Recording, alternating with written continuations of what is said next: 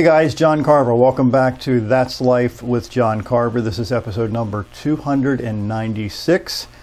And I'm taping this episode on January 1st, 2022. Can you believe what happened in 2021? If somebody would have told me that this was going to happen years ago, I would have thought that they were Cracker Jacks or something, that there's no way that what happened in 2021 really happened. But that's not the subject for today. Today's theme for this show is called Held Hostage. It's probably apropos for what some of us have gone through in 2021. So what's a hostage?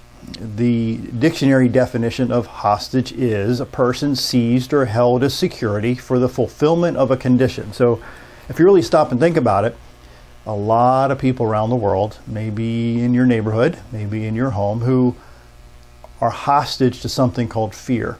You say, John, I'm not fearful, I'm not anxious, but hear me out. Fear keeps a lot of people from realizing their hopes and dreams in their lives. They're threatened by the intimidation of the unknown. Have you ever been intimidated by the unknown? You've been anxious about what might happen or what might not happen. Fear is also relentless in its attempt to keep people weak. And that comes in many forms, as you know. Fear is everywhere. Fear sits on people's shoulders and tries to whisper in their ears that they can't achieve certain things in their lives.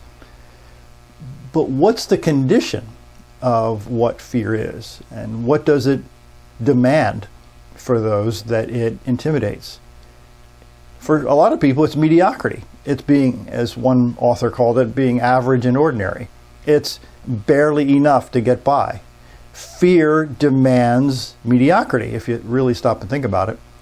When people don't push themselves out of their comfort zone, fear insists also that people don't make themselves accountable. That's been one of my best tools that I've leveraged in my life, that I've made myself accountable to other people.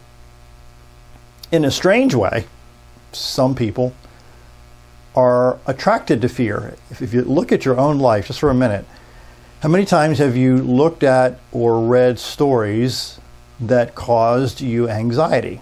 The news is known for that, as you know. It's known for creating emotions or magnifying emotions in people's lives through fear.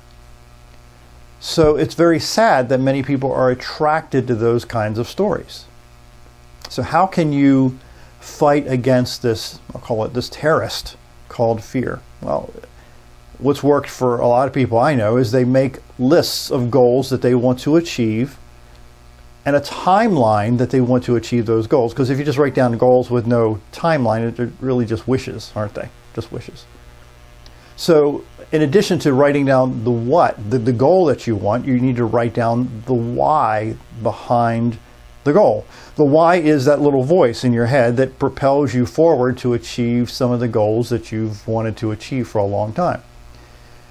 So if you pay attention to the most successful people in the world, that is, you're going to have to read about them in order to learn about them, they leverage fear. They understand that fear is there to slow them down. Fear is there to intimidate them.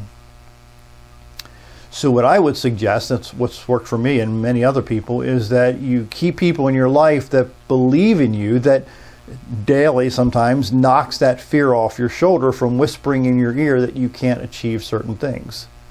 The warriors, if you will, who fight against the fear, know that fear is afraid of being defeated. Fear likes being on top. Fear likes being in charge. Stop avoiding really what you love to accomplish.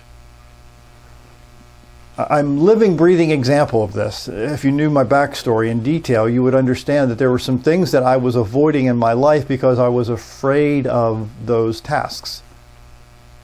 But once I got pushed, encouraged, I guess is a better word, by a dear friend, to do the things that I was afraid of doing, then a whole world of opportunity opened up because I chose to follow my friend's advice. So when I started walking toward my fear, now I'm afraid of other things. I'm still afraid of heights, afraid of falling, but some of the bigger fears I had are now gone as a result of surrounding myself with at least a few people that were nudging me forward to embrace that fear and get better at what I was afraid of trying to achieve, if that makes any sense. So how many people can you impact in your life if you decide to push through your fear daily? Joseph Campbell wrote one time, he said, "The cave you fear to enter holds the treasure you seek." Again, the cave you fear to enter holds the treasure you seek. Self-doubt will keep you in a mental cocoon forever. It really will. So if there's anything that you remember from me, most people are afraid in some form. They may not act like they're afraid. I'm sure you've met very verbose people that think they're all that. But deep down inside, they're afraid of something, or maybe multiple things. A small percentage of people, it seems, that are very successful know that they'll fail their way to success. The difference between them and everybody else is they don't quit until they reach their goals. They don't allow fear to rule their lives. Author James Clear, if you ever read books by James Clear, among others, of course. He said, quote, "You can enjoy a lot of success by doing the things that most people make excuses to avoid." Again, James Clear writes, "You can enjoy a lot of success by doing the things that most people make excuses to avoid." So stop making your decisions based on fear. See in your mind that you're getting closer to reaching your goals by the habits and the systems that you build into your life. And then fear won't have any part in your life at all. My name is John Carver. Thanks for watching.